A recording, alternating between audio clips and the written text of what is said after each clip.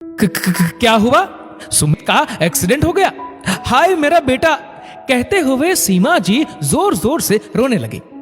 आवाज सुनकर दूसरे कमरे से कविता भागती हुई आई। क्या हुआ माँ जी? घबराते हुए कविता ने पूछा।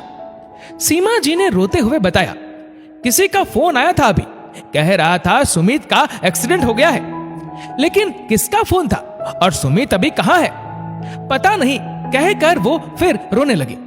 उनकी रोने की आवाज सुनकर पड़ोसी भी आ गए। कविता जल्दी से उठी और फोन को रिडायल किया। उधर कोई आदमी था। उसने बताया कि सुमित का एक्सीडेंट हो गया है और अभी वो सिटी हॉस्पिटल में है। कविता फटाफट कमरे में गई, अलमारी से कुछ पैसे और अपना पर्स उठाकर घर से निकल पड़ी। सीमा जी अभी भी रो रही थी और सब लोग उन्हें सांत्वना दे रहे थे।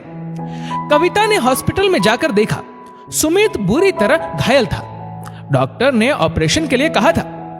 कविता ने सब फॉर्मेलिटीज पूरी की और सुमित का ऑपरेशन शुरू हो गया। भगवान की दया से सिर्फ एक पैर की हड्डी में ही फ्रैक्चर था और थोड़ी बहुत बाहरी चोट थी।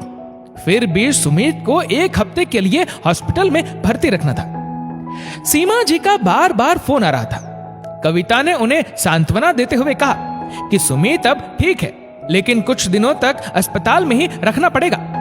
शाम को कविता घर आ गई।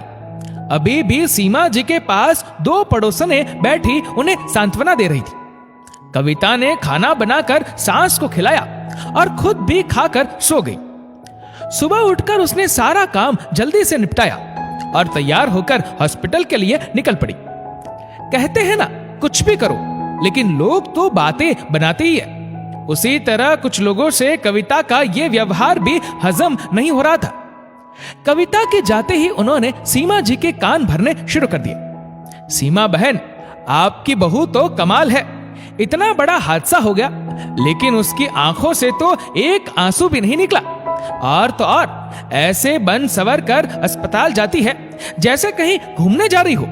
दुख के समय जब किसी की सोचने समझने की शक्ति कम हो जाती है, तब एक छोटी सी चिंगारी भी आग का काम करती है। ऐसा ही कुछ सीमा जी के साथ भी हुआ। वो भी अपनी बहू कविता को गलत ही समझने लगी।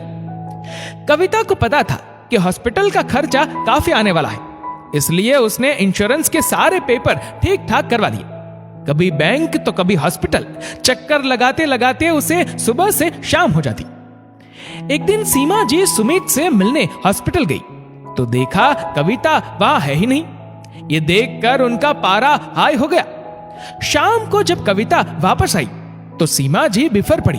मेरा बेटा वहां हॉस्पिटल में पड़ा है और तुम गुलछर्रे उड़ाती फिरती हो। तुम्हें तो शायद फर्क ही नहीं पड़ता, चाहे मेरा बेटा मरे या जिए। उनकी बातें सुनकर कविता को बहुत बुरा लगा, लेकिन उस समय उसने कुछ बोलना सही नहीं समझा। 1 हफ्ते बाद जब सुमित ठीक होकर घर आया तो सीमा जी फिर आंसू बहाते हुए उससे लिपट गई और बोली, सुमित बेटा, मेरी तो जान ही निकल गई थी तुम्हारे एक्सीडेंट की खबर सुनकर, लेकिन तुम्हारी बीवी को तो जैसे कोई फर्क ही नहीं पड़ा। इसकी आंख से तो एक आंसू भी नहीं गिरा। हाँ माँ, आप ठीक बोल रही है। अगर आपकी तरह कविता भी रोने बैठ जाती तो शायद आपका ये बेटा आज जिंदा नहीं बचता। आज कविता की हिम्मत के कारण ही मैं सही सलामत घर वापस आ पाया हूं। सुमित ने भरे मन से कहा, लेकिन बेटा, वो तो ऐसे बन सवर कर हॉस्पिटल जाया करती थी।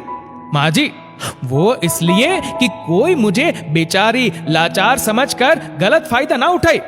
आज की दुनिया में असहाय दिखने वालों की कोई जल्दी से मदद नहीं करता। अब सीमा जी की नजरें झुक गई। वो सच में अपनी सोच पर शर्मिंदा थी। मुझे माफ कर दो कविता, लोगों की बातों में आकर मैंने भी तुम्हें गलत समझ लिया। नहीं माँ जी, आप मुझे माफ कर दीजिए। इस दुख की घड़ी में मैंने भी पास बैठकर आपको तसल्ली नहीं दी।